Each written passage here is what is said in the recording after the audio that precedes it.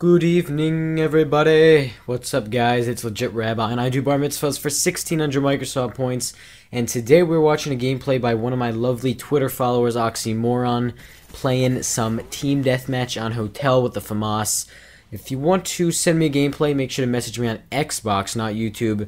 Have it in your file share, I'll record it. Don't message me about that because I'll be happy to record it. It's a fun thing, gets you guys involved, and it's just something fun to do. I don't know, a few people do it, and I think it's nice. You know, my channel doesn't revolve around the gameplay, so I think it's a nice thing to do. So anyway, today I want to take a break from the fitness life stories and bring in another life story that I thought you guys might enjoy. This happened to me in 8th grade, and I'm going to get right into it. My 8th grade Spanish class was the best class ever that I've ever taken.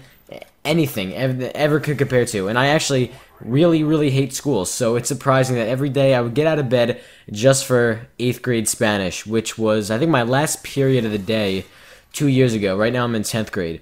So first of all, I've been going to that school since I was in kindergarten. So when you go to a school for that long, 8 years, you know everybody in the school. So I knew everybody in my class. I was friendly with everybody, but usually you aren't exactly good friends with everybody in the class. There's just no way that could happen. And I wouldn't call myself Mr. Popular Pants either. You make a lot of friends when you sit in your mom's basement. That could be true. But I was actually really good friends with everybody in the class. I was cool with everyone, and you know, girls are probably known to be Spanish tryhards or even tryhards in school, but the girls we had in our class, in my Spanish class, I was actually really cool with. They were pretty cool, and no one took the class too seriously. So this was the best class ever. To give you an example of how good it went, the teacher would choose a homework checker every week. She would assign the homework, and then she would choose someone to check the homework. And they would go around at the beginning of class and make sure everyone had the homework.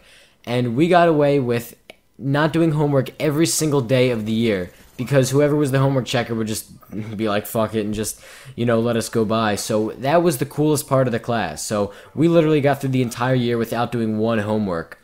And I had this one friend in the class, we'll just call him Brody. I guess he was a pretty big bro, so we'll just call him Brody. And we were just like the two assholes, two douchebags of the class. I think you guys already get the vibe that I just, you know, am an asshole in school in general. Not necessarily to make the teacher's life's hell. I've kind of learned now, like high school is just, who cares? But in middle school, I guess I had nothing better to do. So we were just complete assholes, and I'm going to have to give my teacher credit and say that she put up with a lot. She put up through hell. You know, we put her through hell, and she put up with it. We did get a lot of detentions through the year, but for the most part, she was really nice. Even one point in the year, she started implementing this strike system where if we were misbehaving, she would put our name on the board, and then if we still continued to do it, we would get 3 checks, and on the 3rd check, we would get a detention. And usually what would happen is we would plan it out perfectly, so we would be able to misbehave 3 times during the week, and then on Friday we could get a little bit rowdy, antsy, and she would still be nice, and she would warn us, she'd like, you know, don't get that 3rd check, you don't want to get a detention.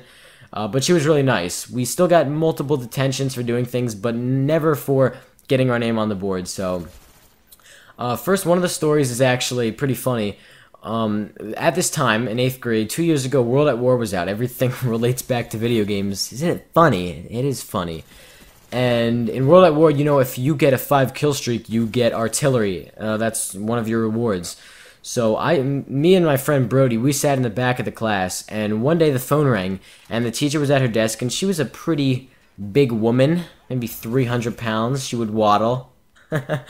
And she asked him to get the phone, so he picks up the phone, and we didn't know who it was. It turned out to be the principal, but he didn't know that, so he picks up the phone, and now I'm also gonna move along a little bit, and in our Spanish book, if you guys ever take Spanish, you know that there's these corny ass stories that they always give you. Our main character in our book was called Rosa, and it was always stupid, like, Rosa goes to the park with her friend Juan. They has sex. Like, it's just the stupidest stories ever. Sex in El Parque. Yum, yum, yum. So he picks up the phone and he's like, Rosa, call in artillery. And then he gives me the phone and I'm, or maybe he said it. He goes, enemy dogs incoming. And it was the principal. And he's just like, hello? And it was like, kind of had that moment. And so we put down the phone and the teacher immediately gives us the detention. It was the principal. She came up. She also kind of bitch slapped us in the face. it wasn't too fun. That was probably one of the worst things ever. And I have a lot more stories, but just for the sake of time, I'm gonna keep it to this last story, which was my teacher had a Velcro board for teaching the clothing articles of Spanish. If you guys know Spanish 1, you kind of learn clothing articles. So she would have a board with Velcro, and then she would have a stick figure, and it would have, like, I don't know, pantalones, sombreros, whatever, camisetas, all the different articles of clothing. And it was Velcro, and you would stick it on the board, and she would point to them, and then we would call them out, and that was one way to learn. So one day, she was sitting with her back facing toward me, talking to Brody, and he was facing me. She wasn't. She was facing him. And I don't remember exactly what I did, but I'm guessing I must have put the sunglasses on the kid's ball sack. I don't think that's very funny, to be honest. But he was a very obnoxious kid. Like I said, we both were. So just all of a sudden he goes, ha ha ha ha ha ha ha, and just points obnoxiously. And she turns around, and I still had it on the board. I forgot to take it off. So she sees me, and she gets up and just flat out just lets me have it. She screams her head off. And you have to know, in the past, she would sometimes do this, yell at my friends and I, but it was never this bad. Usually we would just kind of butt elbows or get in some kind of argument. But she would never hit any of us. You can't... My teacher literally hit me, and usually we would just laugh. The entire class is laughing as she's going on, and she's smacking me in the arm with everything she says. She's going, "You cannot disrespect my property. I paid good money for this, and you come into my classroom and disrespect me."